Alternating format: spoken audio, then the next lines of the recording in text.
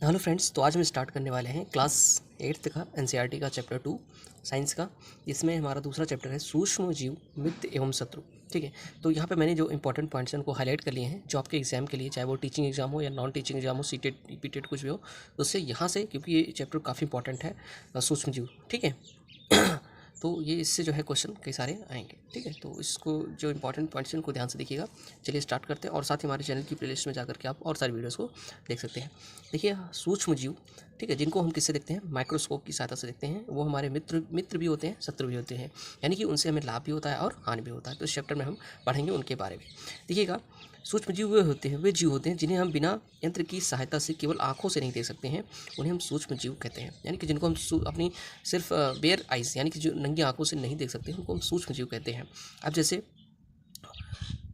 जैसे आपने देखा होगा कि वर्षा ऋतु में जो ब्रेड होती है या रोटी पर देखे होंगे आपने, सफ़ेद काले धब्बे पड़ जाते हैं।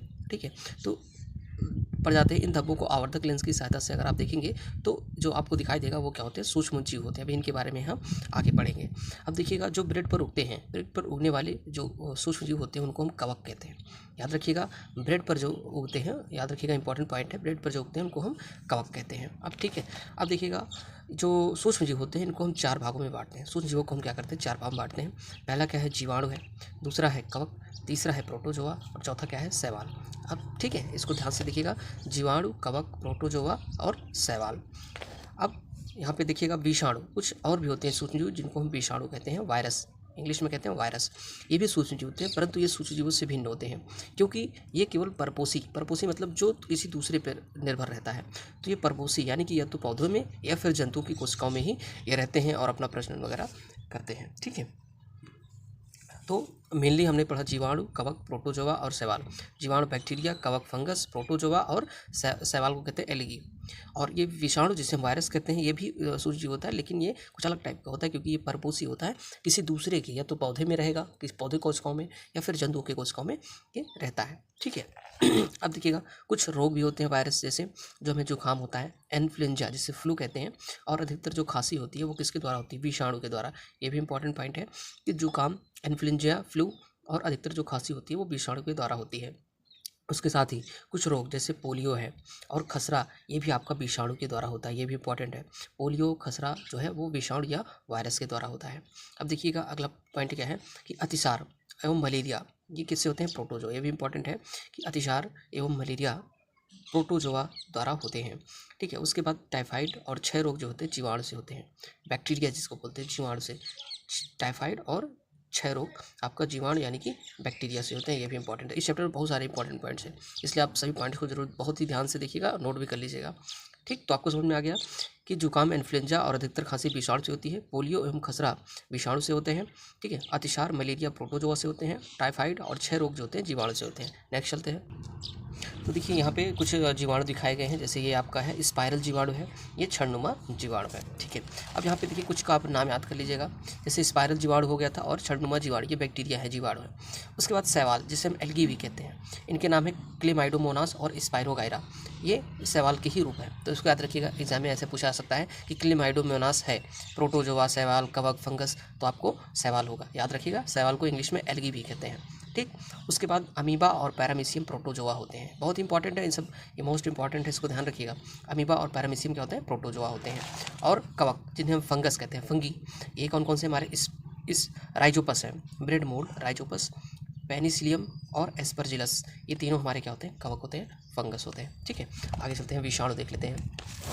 मैंने बताया था ना विषाणु के बारे में। विषाणु जो होते हैं, जो वायरस होते हैं, वो कुछ अलग टाइप के होते हैं, ये परजीवी होते हैं, ये सिर्फ दूसरी कोशिकाओं में, चाहे पौधों या जीव की कोशिकाओं में, जंतु की कोशिकाओं में ये रहते हैं। अब देखिए, सूक्ष्म जीव कहाँ पर रहते हैं, आइए इनके बारे में बात करते हैं।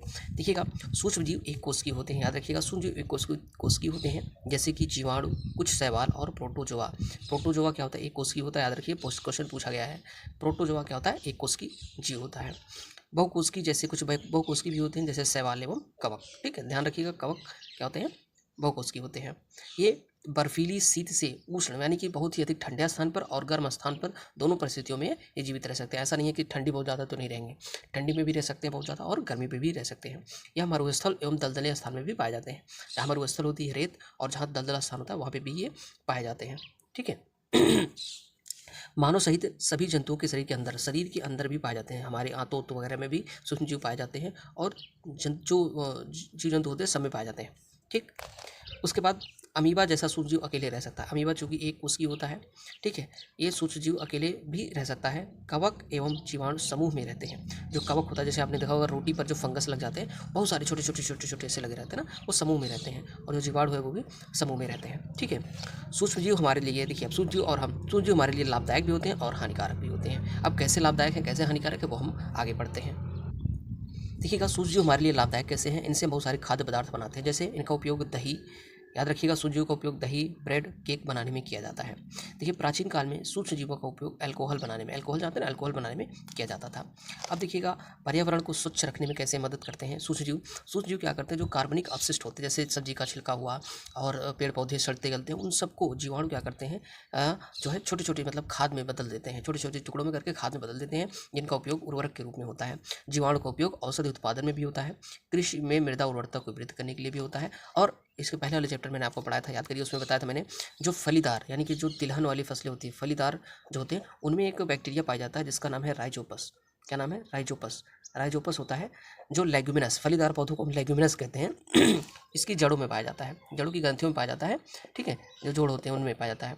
और ये क्या करता है, नाइट्रोजन स्थिरीकरण करता है। पिछले वाले चैप्टर में मैंने आपको बताया था, राइजोपस नाम याद रखिएगा, बैक्टीरिया होता है, सूक्ष्म जीवाणु होते हैं। ठीक है, नाइट्रोजन स्थिरीकरण में सहायक होता है। अब आगे चलते हैं। देखिएगा आपने देखा होगा दही, दूध से दही बनती है, तो दूध से दही बनने के लिए अनेक सूक्ष्मजीव होते हैं, मतलब दही में अनेक सूक्ष्मजीव होते हैं। यहाँ पे याद रखिएगा, ये काफ़ी इंपॉर्टेंट पॉइंट है, लैक्टोबैसिलस। ठीक है, दही में अनेक सूक्ष्मजीव पाए जाते हैं जिनमें लैक्टोबिलस नामक जीवाणु प्रमुख होता है। तो लैक्टोबैसिलस क्या है, जीवाणु है जो कि दूध से दही बनने में मदद करता है, दही में पाया जाता है। दूध को दही में परिवर्तित कर देता है लैक्टोबैसिलस, नाम इंपॉर्टेंट है, याद रखिएगा। दूध में जनन कर उसे दही में परिवर्तित कर सकते हैं। ठीक है, ये जो लैक्टोबैसिलस होता है, ये क्या करता है, दूध में जनन करता है और उसको दही में परिवर्तित कर देता है। जीवाणु पनीर और आचार एवं अनेक खाद्य पदार्थों के उत्पादन में सहायक होते हैं। ठीक है, जो जीवाणु होते हैं इनसे अचार, पनीर और खाद्य पदार्थ बनते हैं। एक मैं आपसे यहाँ क्वेश्चन पूछता हूँ, आप बताइएगा दूध में कौन सा विटामिन नहीं पाया जाता है, कौन सा ऐसा विटामिन है कि जो कि दूध में नहीं पाया जाता है, ये आपको कमेंट करके बताना है। आगे चलते हैं। अचार एवं अनेक खाद्य पदार्थों के उत्पादन में सहायक होते हैं जीवाणु। ठीक, अब देखिएगा रवा, सूजी जानते हैं ना, इडली और भटूरे का एक महत्वपूर्ण संगठक है। संगठक जो है दही को हम मिलाते हैं ना इसमें, इडली भटूरे वगैरह में। अब देखिएगा, याद रखिएगा, जीवाणु एवं ईस्ट चावल के आटे के किण्वन में सहायक होते हैं। जीवाणु और ईस्ट जो आटे होते हैं, आटे के किण्वन में सहायक होते हैं। इसको पॉइंट को ध्यान रखिएगा, जिससे इडली और डोसा बनता है, उसमें हमारे जीवाणु और ईस्ट सहायक होते हैं। अब देखिए, एक बर्तन में आधा किलोग्राम में आटा लेना है। आटा या मैदा लेकर के उसमें चीनी डाल करके, थोड़ी सी चीनी डालते हैं और गर्म पानी से मिलाते हैं। उसके बाद क्या करते हैं, उसके बाद उसमें क्या करते हैं, हम थोड़ा सा ईस्ट पाउडर उसमें मिलाते हैं। ईस्ट बताया था ना अभी, जो खमीर होता है, ईस्ट पाउडर मिलाते हैं। फिर हम देखते हैं क्या होता है, ये ना थोड़ी 1-2 घंटे बाद देखो ये फूल जाता है। तो जब ईस्ट तीव्रता से क्या करता है, इसमें जनन करके श्वसन के दौरान कार्बन डाइऑक्साइड बात करते हैं। यहाँ से भी क्वेश्चन पूछा गया है, इंपॉर्टेंट है ये। देखो पहले हमने क्या किया, आधा किलो आटा लिया, इसमें थोड़ा गर्म पानी मिलाया और चीनी मिला के रख दिया। 1-2 घंटे बाद ये फूल गया। फूला क्यों? क्योंकि इसमें ईस्ट था, ईस्ट पाउडर हमने मिलाया था थोड़ा सा ना। ईस्ट पाउडर क्या करता है, इसमें जनन करके कार्बन डाइऑक्साइड निकालता है, जिससे ये जो गैस के बुलबुले बनते हैं ना, कार्बन डाइऑक्साइड के रहते हैं, याद रखना। बेकिंग उद्योग में ईस्ट क्या है, ईस्ट के उपयोग का आधार है। और ब्रेड, पेस्ट्रीज और केक आदि ईस्ट से ही बनाए जाते हैं। अब देखिएगा सूक्ष्म जीवों का वाणिज्य उपयोग क्या है। बड़े स्तर पर अल्कोहल, शराब एवं एसिटिक एसिड के उत्पादन में सूक्ष्म जीवों का प्रयोग होता है, ध्यान रखिएगा। जौ, गेहूं, चावल, फलों के रस में उपस्थित प्राकृतिक शर्करा में ईस्ट द्वारा ये याद रखिएगा किसके द्वारा हो रहा है, ईस्ट के द्वारा अल्कोहल एवं शराब का उत्पादन होता है। तो आपने जानते हो कि जो गाँव वगैरह में या जो प्राकृतिक रूप से अल्कोहल बनाई जाती है, शराब, वो कैसे बनाई जाती है, जो गेहूँ, चावल, फलों के रस इत्यादि से बनाई जाती है और उस किसकी सहायता से बनता है, वो ईस्ट के द्वारा बनता है। ये शर्करा को अल्कोहल या शराब में परिवर्तित कर देता है। ठीक है, अब आगे देखते हैं हम। यहाँ पे अगर ध्यान से देखें तो लिखा, चीनी के अल्कोहल में परिवर्तित करने की यह प्रक्रिया को किण्वन कहते हैं या फर्मेंटेशन बोलते हैं। ठीक है, चीनी के अल्कोहल में परिवर्तित होने की यह क्रिया किण्वन या फर्मेंटेशन कहलाती है। यह किसके द्वारा होता है, ईस्ट के द्वारा होता है। ठीक है, ईस्ट या खमीर। चलो, लुई पास्चर ने क्या किया, किण्वन की खोज की थी, याद रखिएगा। लुई पास्चर ने किण्वन की खोज की कब, 1857 में। आगे चलते हैं। सूक्ष्म जीवों से हमें कौन सी औषधियाँ मिलती हैं, उसको हम पढ़ लेते हैं। तो याद रखिएगा, देखिएगा, एक पेनिसिलिन का इंजेक्शन होता है जिसे हम प्रतिजैविक या एंटीबायोटिक कहते हैं। इसका कैप्सूल भी आता है। तो ये सूक्ष्म जीवों से बनाया जाता है। जब आप बीमार पड़ते हो तो एक आपको पेनिसिलिन का एक इंजेक्शन या कैप्सूल दिया जाता है जो प्रतिजैविक होता है। एंटीबायोटिक आपने नाम सुना होगा, तो वो सूक्ष्म जीवों से ही बनता है। ठीक, देखिएगा, जीवाणु और कवक से अनेक प्रतिजैविक औषधियों का उत्पादन हो रहा है। आजकल जो है बहुत सारे जीवाणु और कवक के उपयोग से प्रतिजैविक या एंटीबायोटिक औषधियों का उपयोग किया जा रहा है। कुछ जो फेमस है यहाँ पे लिखा है, याद रखिएगा, स्ट्रिप्टोमाइसिन, टेट्रासाइक्लिन और एरिथ्रोमाइसिन, ये सारे क्या हैं, प्रतिजैविक हैं, एंटीबायोटिक हैं। समान रूप से उपयोग किए जाने वाले प्रतिजैविक हैं ये सब। कवक एवं जीवाणु से उत्पादित किए जाते हैं। जो प्रतिजैविक हैं वो कवक एवं जीवाणु से उत्पादित किए जाते हैं। ठीक है, अब देखिएगा अलेक्जेंडर फ्लेमिंग के बारे में जानते हैं। इन्होंने क्या किया था, इन्होंने जीवाणुओं से बचाव हेतु, मतलब किससे बचाव है, जीवाणुओं से, मतलब जीवाणु आपको कोई नुकसान न करे उसके बचाव हेतु इन्होंने क्या किया था, इन्होंने कुछ प्रैक्टिकल किया और पाया कि फफूंद जो होता है, जो फंगस होता है, वो जीवाणु की वृद्धि को रोकता है। यहाँ पे इंपॉर्टेंट है, ध्यान दीजिएगा, फफूंद क्या करता है, जीवाणु को नष्ट करता है, रोकता है। तो इन्होंने फफूंद से निर्मित एक प्रतिजैविक, जो हमने पढ़ा पेनिसिलिन के बारे में, वो इन्होंने बनाया था। अलेक्जेंडर फ्लेमिंग ने पेनिसिलिन प्रतिजैविक बनाया था। किससे बनाया था, फफूंद से, यानी कि फंगस से बनाया था। किसको खत्म करने के लिए, जीवाणुओं से को खत्म करने के लिए, जीवाणु से बचाने के लिए। हमें आगे चलते हैं, नेक्स्ट टॉपिक देखते हैं। आगे देखिएगा, पशु आहार, यानी कि जो पशुओं के लिए आहार होता है उसमें, और कुक्कुट के लिए जो आहार होता है उसमें हम प्रतिजैविक एंटीबायोटिक मिलाते हैं, जिससे सूक्ष्म जीव उसके शरीर के अंदर ना जा सकें। ठीक है, अब आते हैं आगे। सूक्ष्म जीव सर्दी जुकाम, मैंने बताया सर्दी जुकाम फ्लू में प्रतिजैविक प्रभावशाली नहीं होते। क्यों नहीं होते, क्योंकि ये सर्दी जुकाम फ्लू कैसे होते हैं, ये वायरस से होते हैं। तो ये विषाणु से, वायरस से होते हैं, इसलिए ये प्रतिजैविक कार्य नहीं करता। क्योंकि प्रतिजैविक किसके लिए होता है, जो बैक्टीरिया से होते हैं, जो जीवाणुओं द्वारा होते हैं। ठीक है, जो जीवाणु द्वारा रोग होते हैं उनमें प्रतिजैविक कार्य करता है एंटीबायोटिक। आगे चलते हैं, वैक्सीन, टीका क्या होता है, आपने टीका का नाम सुना होगा। देखिएगा, हमारे शरीर में जैसे कोई हानिकारक जीवाणु प्रवेश करता है ना, तुरंत ही हमारा शरीर एक्टिव हो जाता है। तो उसको नष्ट करने के लिए जो कोशिकाएं हमारी वो कार्य करने लगती हैं। तो इसलिए हम टीका लगवाते हैं। टीके में क्या होता है, इसमें क्या करते हैं कि मृत अथवा निष्क्रिय सूक्ष्म जीवों को स्वस्थ व्यक्ति के शरीर में प्रवेश करा दिया जाता है, जिससे शरीर की कोशिकाएं उसी के अनुसार लड़ने के लिए प्रतिरक्षी उत्पन्न करके रोग कारक को नष्ट कर देती हैं। यह प्रतिरक्षी हमारे शरीर में सदा के लिए बनी रहती है, तथा रोग कारक सूक्ष्म जीवों के लिए हमारी सदा के लिए सुरक्षा हो जाती है। ये क्या करते हैं ना, टीके में क्या होता है, कुछ मृत सूक्ष्म जीव होते हैं जो कि स्वस्थ व्यक्ति के शरीर में डाल दिए जाते हैं। उससे क्या होता है, हमारा शरीर तुरंत उसको पहचान लेता है कि कौन सी हमें इसका जो है प्रतिरक्षी तैयार करना है। तो उसके हमारे शरीर में ये डाटा फीड हो जाता है कि ऐसा प्रतिरक्षी में बनाना है इस रोग के लिए। तो मान लो दोबारा आपको उससे इन्फेक्शन हुआ तो तुरंत आपका शरीर पहले से तैयार रहेगा उस रोग से लड़ने के लिए। इसलिए हम पहले से टीका लगवाते हैं, आपने सुना होगा।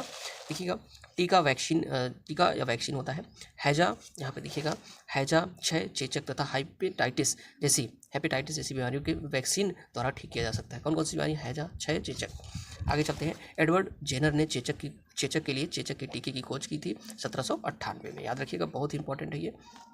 आगे चलते हैं, बच्चों को पोलियो से बचाने के लिए आपने देखा होगा पल्स पोलियो एक प्रोग्राम चलता है, जिसमें पोलियो की ड्रॉप द्वारा बच्चों को दिया जाता है, पोलियो ड्रॉप दी जाती है। ये भी एक प्रकार का वैक्सीन ही है। ठीक है, जो ड्रॉप दी जाती है वो भी वैक्सीन ही है। अब देखिएगा, इसमें क्या है, मिट्टी की उर्वरता में वृद्धि। इसको हम नेक्स्ट चैप्टर में, नेक्स्ट पार्ट में पढ़ेंगे। Thanks for watching.